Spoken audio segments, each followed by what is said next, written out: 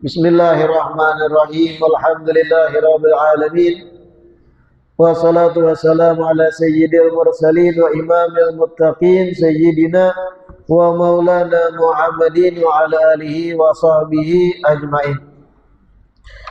Alhamdulillah, segala puji kembali dan selalu terhatur kehadirat Allah yang masih memanjangkan umur, melimpahkan kesehatan, keafiatan kepada kita seberakaat, sehingga diperjumpakan di majelis ilmu yang kita selalu berharap, bercita-cita mudah-mudahan membawa kita pada kebaikan-kebaikan dunia dan akhirat. Amin ya rabbal alamin.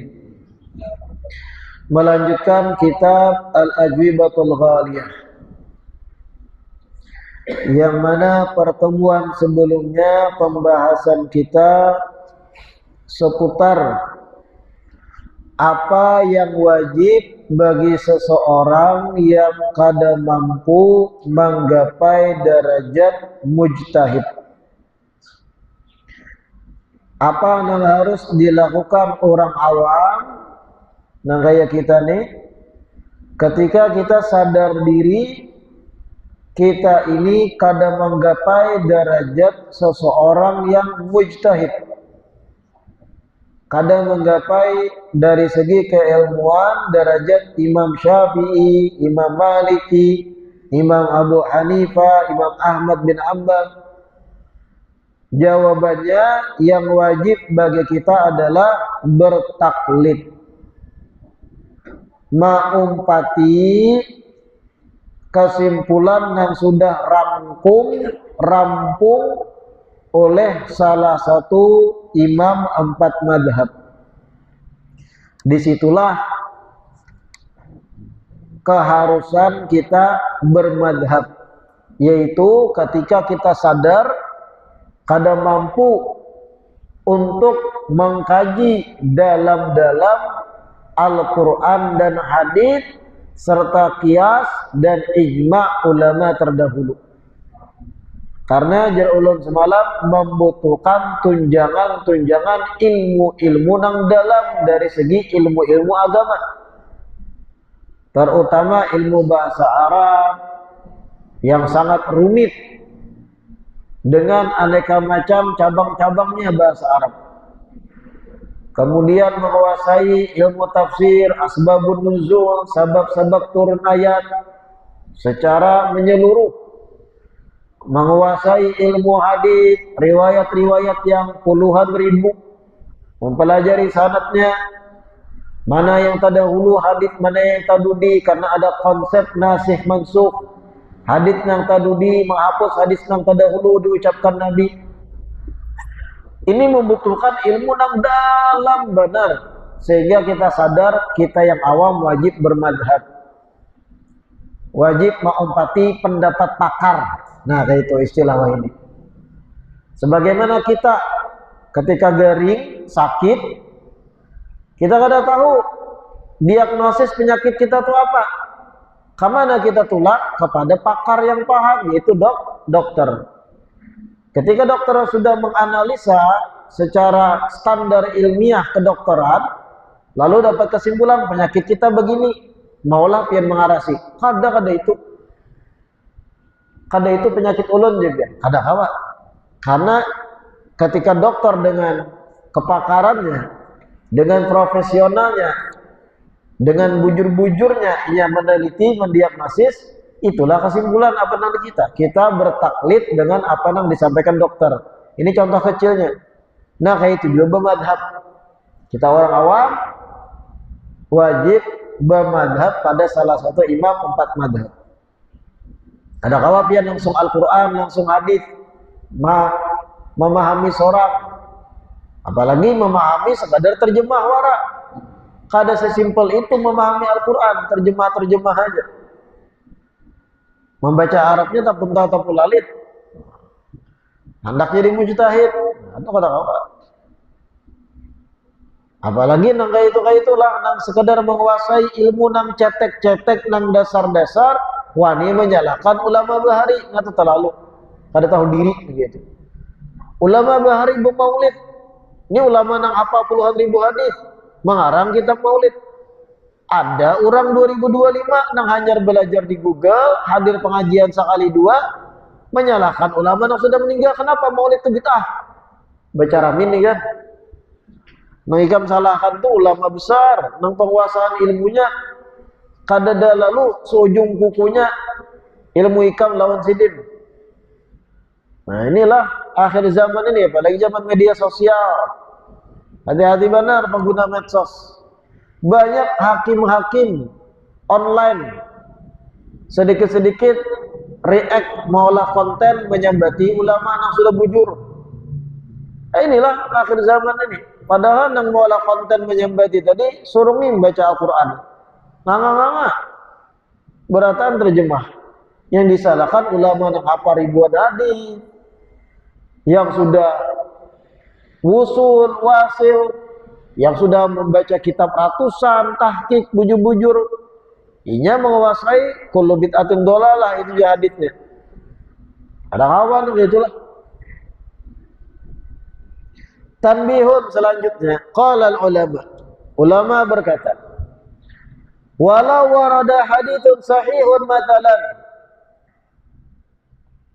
lam yajuz lana an nahkuma bihi hatta nanzura fi kutubil ahkam wa mudawwanatil Islam wa nahkuma alaihi bima fiha. Ulama berkata, seandainya ada hadis yang sahih. Nah, ini dengarkan nih, penting nih. Seandainya ada hadis yang sahih. Apa hadis sahih? Hadis yang sanadnya itu kuat. Artinya tali penyambung riwayat informasi itu sampai ke Rasulullah, orang-orang terpercaya seberataan. Dari ulama fulan kepada fulan kepada fulan, pada sahabat fulan kepada Nabi. Orang-orang penyambung rantai informasinya, orang-orang yang kada mungkin berdusta. Sehingga jadi hadis tadi sahih. Kalau ada hadis sahih misalnya, lam yajuz lana an nahkuma bihi, kita orang awam kada boleh langsung memakai isi hadis sahih tadi. Hatta nanzura fi kutubil ahkam wa mudawwanatil Islam. Sampai kita terlebih dahulu melihati di kitab-kitab hukum yang sudah rampung oleh ulama madhab, dan melihati mudawwanatil Islam, buku-buku atau kitab-kitab ulama yang sudah terkarang sebelumnya. Wa nahkuma alaihi bima fiha. Kemudian memahami hadis yang sahih tadi sesuai dengan yang disampaikan ulama di buku-buku tadi, di kitab-kitab tadi. Ulun beri contoh ya. Ada hadis yang sahih, sanadnya sudah jelas kuat, berbicara tentang satu hukum. Apakah kita sebagai orang awam boleh langsung memakai sesuai isi hadis tadi? Kada boleh. Karena bisa jadi walaupun hadis itu sahih secara sambungan informasi sanad, bisa jadi ternyata ada hadis sahih yang lain, dengarkan. Bisa jadi ada hadis sahih yang lain yang itu menghapus ketentuan hukum hadis yang sahih sebelumnya. Ulun beri contoh. Hari ini ulun berkata lawan pian, ujar ulun, siapa orang tulak ke masjid harap bakopiah putih tertanda hari ini. Hari ini tanggal berapa hari ini? 20 Februari 2025. Jelas ulun berucap kalau ke masjid upayakan kopiah putih ya Allah. Informasi ini pian mendengar langsung, artinya sahih dah. Tapi 2 bulan kemudian ulun berucap lagi lain pulang. Karena keadaan berubahlah, karena melihat ekonomi merosot, karena ulun memandang kalau memaksakan orang kopiah putih, kasihan nang kada berduit, nang kada kawan kopiah, nang talanjur kopiahnya habang hijau, kopiah partai. Lalu berubah pendapat awal ulun nang tadi 20 Januari 2025 jer ulun menganjurkan kopiah putih. Tiba-tiba bulan April ulun berucap tanggal 2 kada papa yang kada putih, pakai apa nang ada aja.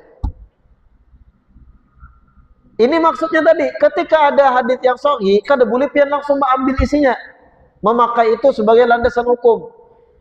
Caranya bagaimana? Pian pelajari dahulu kitab-kitab fikih yang sudah rampung oleh ulama madhab sebelumnya. Karena bisa jadi hadis yang sahih tadi mansukh, terhapus dengan hadis yang lebih baru lagi yang disampaikan Nabi. Sehingga yang lawas kada berlaku lagi ketentuannya. Nah kayak yang tadi ulun arahan pertama menyuruh kopiah putih, 2 bulan kemudian dulu kada apa-apa kopiah yang lain. Yang mana yang dipakai? Yang lebih baru himbauannya. Kada mau pakai yang himbauan yang lawas. Dahulu harga gas 3 kilo berapa? 20 ribuan. Dahulu 2023 2022. Pian ke warung, anak nukar pulang gas 3 kilo. Wah ini ujar buahnya 40 ribu.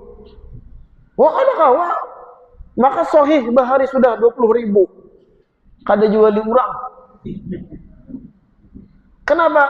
Harga terbaru ada. Sesuai uyuhnya sidin antri. Sesuai sidin uyuhnya bapatak dari aparat. Kalau bina kena dikenai orang menungkar. Lalu 40 ribu harga ini. Nah kayak itu. Nah ini yang dimaksud ketika ada hadits yang sahih, kada serta-merta harus boleh kita memakai.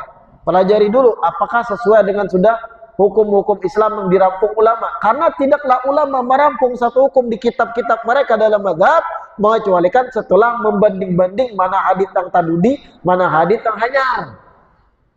Kayak itu maksudnya. Wa nakuma alaihi bima fiha. Kemudian setelah kita belajar di kitab-kitab ulama yang sudah rampung, ternyata berbeda dengan hadis yang sahih tadi, kesimpulannya kita ambil dengan apa yang di kitab ulama. Kenapa? Bukan kita melawan Nabi, tapi ulama itu ketika merampungkan mereka lebih paham mana hadis yang lebih dikedepankan gitu.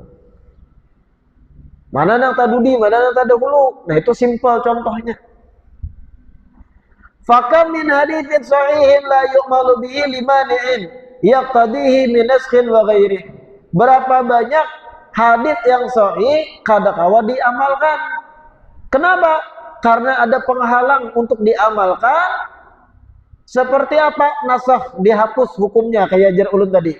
Atau sebab selain nasakh yang lain. Ada sebab-sebab ketika satu hadis bertentangan dengan hadis yang lain yang sama-sama sahih, sama-sama informasinya dari sanad yang kuat, yang mana yang diambil itu ada pembahasan tersendiri. Ulama sudah matang masalah konsep itu. Jadi apa yang mereka tulis di kitab-kitab mereka itu sudah masak. Adakah kita langsung mengambil di hadis yang tadi? Wal khawf fi dzalik, didengarkan tapi pembahasan ini secara mendalam ala wajhil istishhad dengan bentuk sebagai pengambilan satu dalil. Sya'nu ahli ijtihad, ini kerjaan para imam mujtahid, lain kerjaan kita. Kita ini muqallid, taklid aja apa yang masak di kitab imam mazhab ambil. Kadusanak ngotak atik seorang bahasa sudah habis, peluang ngotak atik itu sudah rampung mulai bahari zaman imam-imam 4 mazhab. Pian hanya hidup di abad 15 yang jaraknya 1400 tahun dari Nabi. Kisah-kisah banyak nang kada bujur masih 4 madhab bahari. Baca ramin ikam. Jarak ikam lawan Nabi itu 1400 tahun. Imam 4 madhab itu jaraknya 200 tahun aja. Lebih dekat, lebih nyaman menganalisa mana hadis sahih mana kada, bertemu langsung dengan perawi-perawi hadisnya. Lebih dekat zaman Nabi, lebih nyaman merampungkan banyak sahabat-sahabat yang lain, kemudian dikumpulkan jadilah satu kesimpulan hukum. Tuntung sudah beratang itu dikumpulkan sidin-sidin imam 4 madhab. Tiba-tiba nang di abad 15 ini, abad 14 ke atas, wah itu Imam Syafi'i salah kesimpulannya. Harat muha. Tabindar mana, ta'alim mana lawan Imam Syafi'i itu. Wah itu kesimpulan Imam Syafi'i itu keliru aja. Ada loh nang itu tak ada. Siapa? Orang-orang yang ketujuh bid'ah kan. Harat muha menyalahkan kesimpulan imam-imam ulama bahari yang lebih dekat zamannya lawan Nabi sallallahu alaihi wasallam. Ujar Imam Syafi'i di beberapa kitab, pahala yang dibaca ke orang meninggal itu sampai Tiba-tiba abad 1400 nih kada sampai kada usah tahlilan. Begaru kepala ulun negara itu tuh. Mendebati koler kita. Yang didebati ini baca kitab kada bisa kadang. Nah itulah pulang akhir zaman. Ditakuni di mana yang dapat kesimpulan tuh? TikTok. Melihati ulama mereka dan di TikTok. Nah, iya labar jorang Banjar. Inilah akhir zaman. Wal khatmi dzalik ala wajib istishhad sya'nu ahli ijtihad duna ghairihim fa'lam. Pembahasan seputar tentang nasikh mansukh, hadits yang terhapus, mana yang terdahulu, mana yang kawa dipakai, mana yang kada. Ini gawian imam mujtahid lain kita. Kita kada mampu, kada ada alat-alatnya. Ibarat mobil rusak, biar hendak membaiki, tapi modal tukul. Kalau membaiki mobil yang rusak harus turun mesin modal tukul. Mereka imam 4 mazhab ada alat-alatnya lengkap, hendak turun mesin lengkap, seberataan, bengkelnya memadai, alatnya lengkap tadi bang. Kita modal tukul, hendak membaiki mobil tambah rusak adanya. Alatnya ada, tidak mesti bahasa Arab kada bisa. Selanjutnya ma thamratul ikhtilaf bainal a'immatil mujtahidin. Nah ini bilang. Tadi kan kita sampaikan orang awam kayak kita wajib taklid salah satu 4 mazhab. Ada 4 mazhab pilihannya. Wajib kita taklid salah satunya. Ada boleh keempatnya pulang. Itu ngaranya mengada-ngada. Karena kalau sudah 4 satu mazhab harus konsisten dengan mazhab itu. Kada boleh talfik dalam istilah ilmu fikih. Talfik itu campur aduk mazhab. Wudunya mengambil mazhab ini, tapi pulangnya masalah membatalkan, mengambil mazhab yang lain yang tenyaman. Itu nafsu bermain. Tidak boleh. Artinya salah satu 4 mazhab yang harus diumpati. Lalu pulang kalau berbicara 4 mazhab, kenapa bisa 4 mazhab ini berbeda-beda pulang dalam kesimpulan hukum? Kenapa kada sama berataan dalam menyimpulkan satu kesimpulan hukum? Tapi ingat, kalau yang pokok-pokok kada ada perbedaan. Mengatakan tuh 4 mazhab masalah pokok kada ada perbedaan. Contohnya apa? Yang pokok sholat nang wajib itu 5 aja. Zuhur, asar, maghrib, isya, subuh. Nah itu kada ada perbedaan. Kalau pang mengira 4 mazhab Syafi'i aja nang 5 wajib, Imam Malik wajib 3 aja. Itu menghadang-hada pulang. Hal-hal yang sudah pokok di Al-Quran dan hadits yang jelas-jelas kan ada perbedaan mereka bermadzhab. Muncul perbedaan ketika mana hadits itu kada rinci, yang itu menjadi ranah ijtihad. Ranah para ulama mujtahid itu memahaminya dengan masing-masing cara pemahaman yang ditunjang dengan ketakwaan yang dahsyat kepada Allah, rasa takut pada Allah, bukan mengada-ngada ijtihadnya. Lalu kenapa sampai ada 4 mazhab, bahkan lebih dari 4 mazhab sebenarnya Bahari? Itu hakikatnya bentuk kasih sayang Allah gasan umat. Dikatakan itu. Hakikatnya kenapa sampai ada mazhab itu lebih dari 1 sehingga umat beda-beda. Satu mazhab berkunut, mazhab yang lain kada berkunut subuh.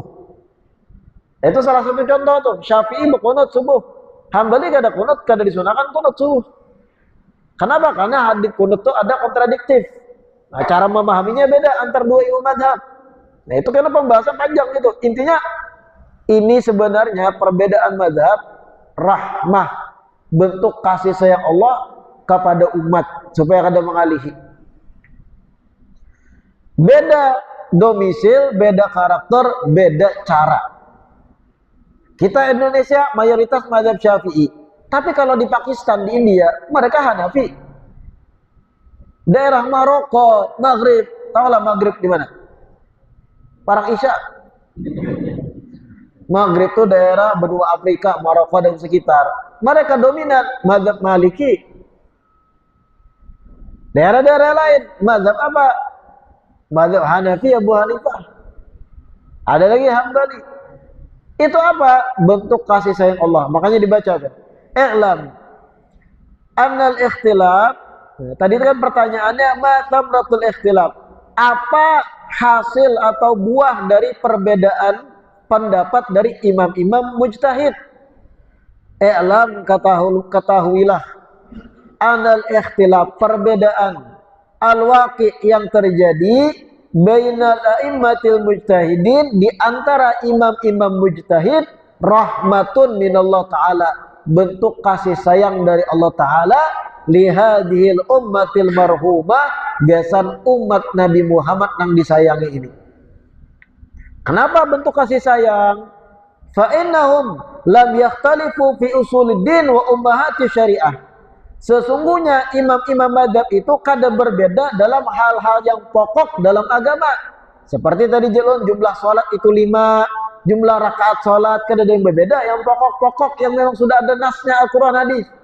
Wa ummahati syariah, induk-induk daripada dasar syariat kada ada berbeda. Wa inna makhtilafu fi ba'dil masail al-far'iyah inda adami thubuti nususiyah al-qat'iyah atau ta'addudil aqisah. Sesungguhnya perbedaan mereka imam mazhab itu di dalam sebagian masalah cabang, yang sifatnya cabang bukan pokok. Nah kayak tadi sholat itu pokoknya 5 waktu, duhur, asar, maghrib, isya, subuh. Jumlah rakaat maghrib 3, isya 4, subuh 2, duhur, asar 4. Itu pokok. Cabang dari pokok apa? Pokok itu akar lah, yang dasar. Cabang dari pokok, mekanisme pengerjaan 4 rakaat kayak apa? Apakah takbir-takbir antara rukun satu dan yang lain adalah rukun? Apakah sunnah? Nah ini perbedaannya, karena ini far'iyah. Kalau teknis-teknis yang dasar pokoknya kan ada berbeda 4 mazhab. Mazhab Syafi'i, takbir antar perpindahan rukun ke rukun yang lain, ibarat dari berdiri menuju ruku ke i'tidal. Mazhab Syafi'i takbirnya itu sunnah. Mazhab lain ada yang mewajibkan. Teknisnya tetap 4 rakaat.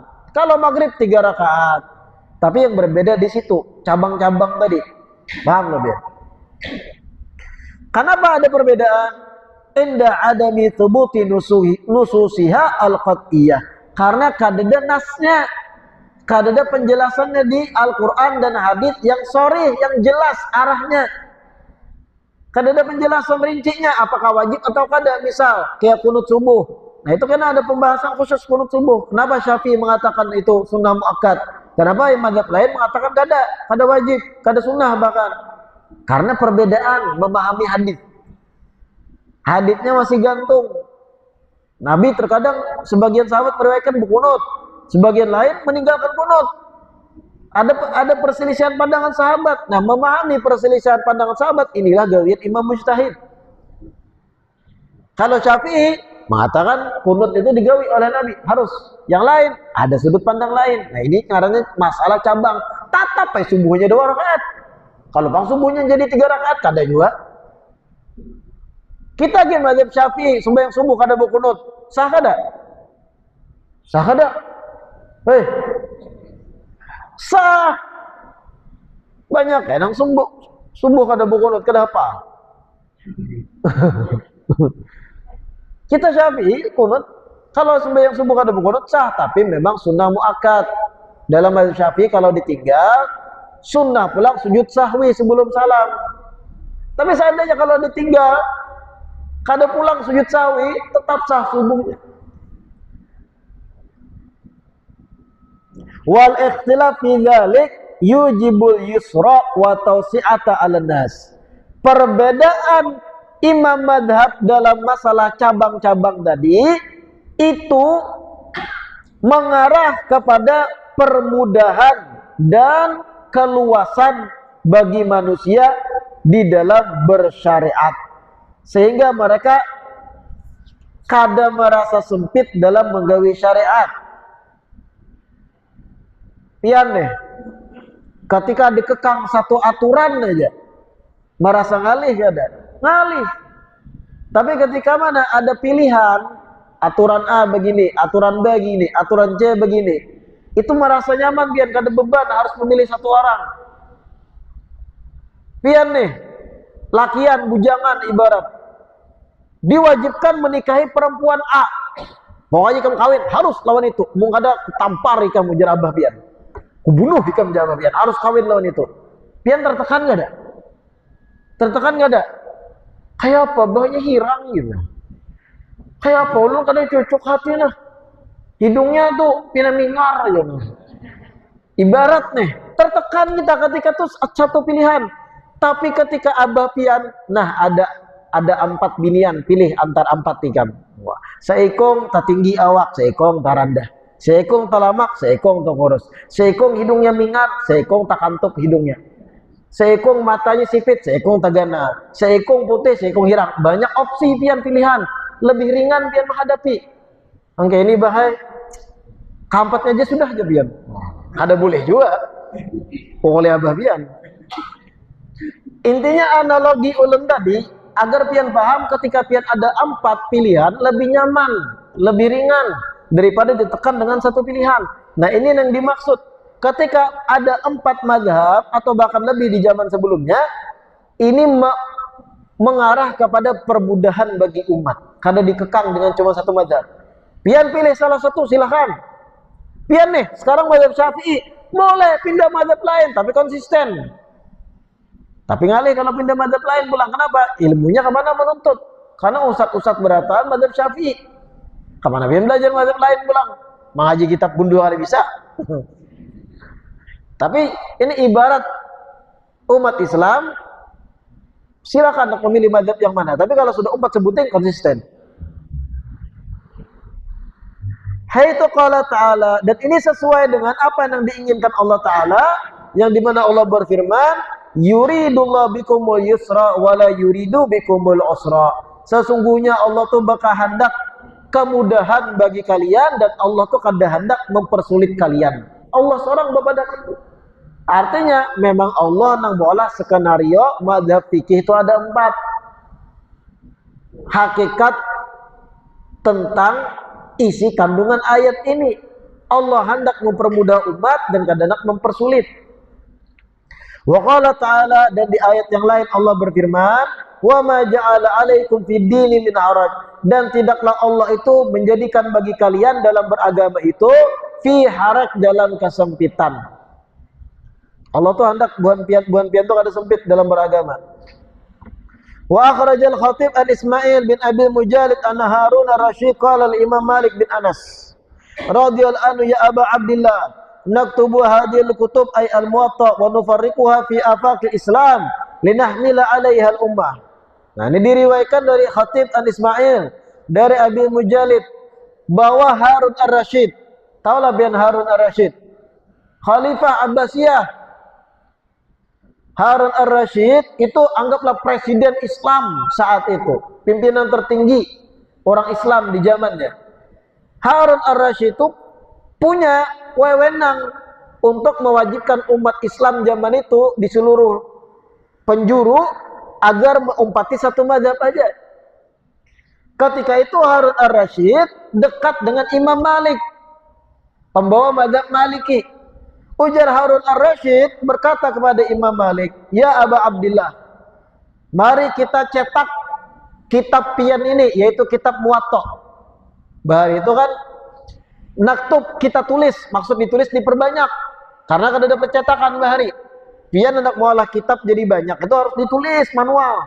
Mari kita tulis banyak-banyak kitab Muwatta pian ini, ujar Harun ar-Rasyid, wa nufarriquha fi afaqil Islam. Kita bagi ke seluruh penjuru umat Islam di mana-mana. Wajib mengumpati jadi pedoman untuk mazhab mereka. Linahmila 'alaiha al-ummah, supaya umat ini umpat dengan mazhab pian, kitab pian Muwatta. Apa jawaban Imam Malik? Apakah hakun sidin agar orang lain umpat mazhab sidin berataan? Ujar Imam Malik, inna ikhtilafal ulama rahmatun minallah ala hadil ummah. Wahai khalifah, wahai Amirul Mukminin, sesungguhnya perbedaan para ulama-ulama itu bentuk kasih sayang dari Allah untuk umat ini. Kullun yattabi'u ma sahha indah. Masing-masing umat inya silakan mengumpati yang menurut mereka bujur di antara imam-imam mazhab. Jangan ditekan satu mazhab. Gitu nah. Wa kullun ala huda, seberataan ulama mazhab itu berataan itu bujur. Mereka berpandangan ini, dan pandangan mereka itu atas asas rasa takut juga kepada Allah, bukan asal mualah hukum ulama. Jangan pian kira lah imam madzhab itu ketika menyimpulkan hukum sambil minum teh berokok ini keparamnya. Oh ini hukumnya kayak ini aja gin. Oh ini hukumnya haram nah. Oh ini hukumnya ini gak boleh sambil berokok. Itu pian. Imam-imam madhab itu ketika menyimpulkan satu hukum dengan penuh rasa takut, kehati-hatian kepada Allah. Bahkan ada yang ketika menyimpulkan satu hukum, ketika mana kada bertamu dalil yang jelasnya, lalu mereka memakai kias dan semacamnya, mereka tuh berdoa, bermunajat, minta ampun pada Allah Ta'ala, menangis-nangis agar kada dituntut dengan kesimpulan ini kalau pina salah. Kada nang tadi nang bereng sambil berokok ngobrol sambil budak HP main TikTok lah. Oh ini haram hukumnya. Oh ini ada bujur. Itu mana kesan ketakwaan, rasa takut dan Allahnya mana? Kada kayak itu kita. Terkadang kita tuh menilai orang lain sesuai dengan cerminan hati. Padahal orang lain belum tentu sesuai pikiran kita. Imam-imam mazhab tuh hati-hatinya luar biasa. Setiap yang mereka cantumkan dalam kitab mereka, Imam Syafi'i dengan kitab Umnya, Imam Malik dengan kitab Muwatta'nya, itu bukan yang asal-asalan, bukan yang sekedar mengandalkan kecerdasan, tapi ketakwaan, keimanan, didukung dengan nang malam kada beguringan tahajud munajat pada Allah Ta'ala minta petunjuk, rasa takut, tanggung jawab nang besar kalau umat tersalah-salah, hanya berani menyimpulkan kada nang sing rokok kopi ini haram dingin dah. Ini kayaknya bagusnya haram gitu. Woi. Bahlul banget itu. Dikira kamu gitulah imam mazhab.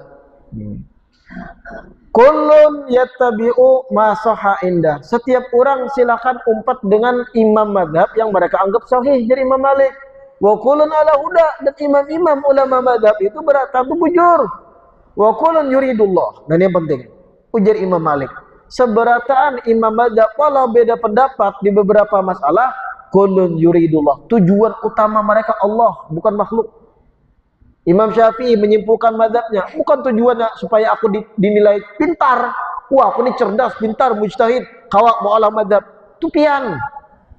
Kita nah itu tuh, dikit-dikit minta pujian makhluk, apresiasi makhluk, minta nilai. Kalau mereka kullun yuridullah, tujuannya Allah seberataan. Menyimpulkan mazhab begini, pemahamanku, bukan tujuannya supaya dinilai sebagai skripsi dan semacamnya untuk sidang skrip, dinilai dosen dah. Allah tujuannya, rasa takut yang luar biasa, hanya jadi mazhab itu tadi. Nah Imam Malik paham, kada boleh memaksakan satu mazhab untuk umat seberataan, sehingga menolak permintaan Harun ar-Rasyid. Seandainya menerima permintaan Harun ar-Rasyid, berataan mazhab Malik berataan, dan itu keputusan imam, ada salah juga bang. Tapi Imam Malik paham, imam-imam mazhab itu memang Allah yang mengatur berbeda pendapat. Untuk apa? Untuk mewujudkan firman Allah sendiri, yuridullah bikumul yusra wala yuridu bikumul usra. Allah tuh hendak nyaman bagi umat, termasuk bentuk kenyamanan kada mengikat dengan satu mazhab. Nah, paham lebih. Wa'lam anna mukhtalifin fil furu'. Qala Sayyidina Umar ibn Abdul Aziz radhiyallahu anhu, ma sarrani law anna ashab Muhammadin lam yakhtalifu li'annahum law lam yakhtalifu lam takun rukhsah. Ujar Sayyidina Umar bin Abdul Aziz, aku tuh kada senang seandainya sahabat-sahabat Nabi itu satu kata berataan. Aku kada gembira ketika sahabat-sahabat Nabi itu satu kata, sekata seberataan. Tapi ketika sahabat-sahabat Nabi sendiri berbeda pandangan-pandangan dalam hukum fikih, maka disitulah terjadi rukhsah, kemudahan bagi umat. Jangan pian kira sahabat itu satu kata seberataan dalam kesimpulan hukum lah.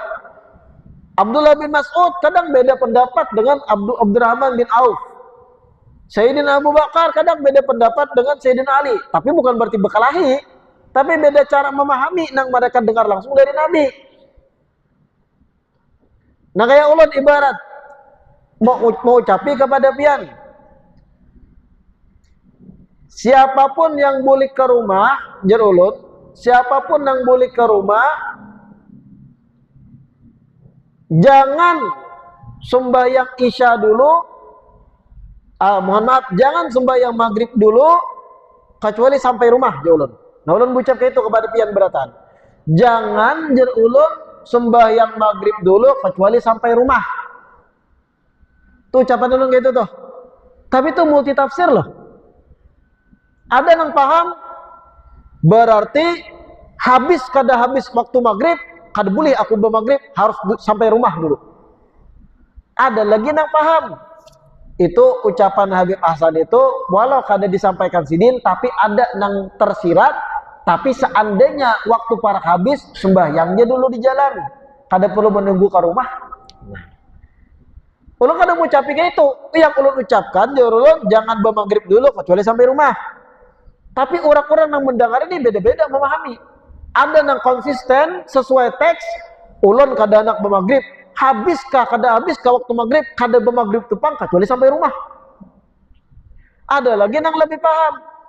Tapi kalau seandainya mepet waktu, kalau dipaksakan menuju rumah di perjalanan habis waktu maghrib, sembahyang dilanggar pinggir jalan dulu. Karena itulah pemahamanku dari Habib Hasan, walau kada diucap sidin. Karena sidin pun mewanti-wanti di lain waktu jangan sampai keluar pada waktunya sembahyang. Multi tafsir kada?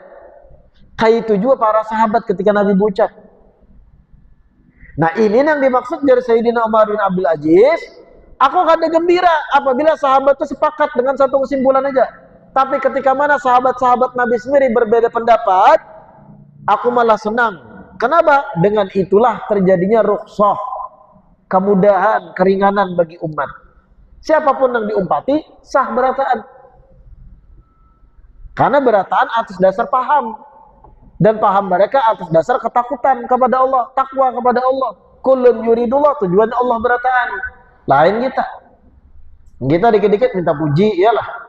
Menulis kitab tuntung, ini aku harus ada yang memuji nih. Wow. Harus ada yang apresiasi nih. Inilah manusia, haus akan pujian. Wa'lam anna mukhtalifin fil furu' humul musyar ilaih biqouli ta'ala walau sya'a rabbuka laja'ala nasa ummatan wahidatan wa la yazaluna mukhtalifin wallahu a'lam. Kita lanjutkan di perjumpaan berikutnya. Insyaallah Kamis depan tuh masih belum puasa leh. Ada lah yang sungsung sudah Kamis depan puasa. Kalau pemadhab hanyar pulang. Jadi insya Allah Kamis depan masih lanjut daripada ada kegiatan buhan biar dan kita isi dengan kebaikan majelis. Insya Allah Kamis depan perjumpaan terakhir sebelum menjelang Ramadan. Wallahu a'lam. Adzan isya.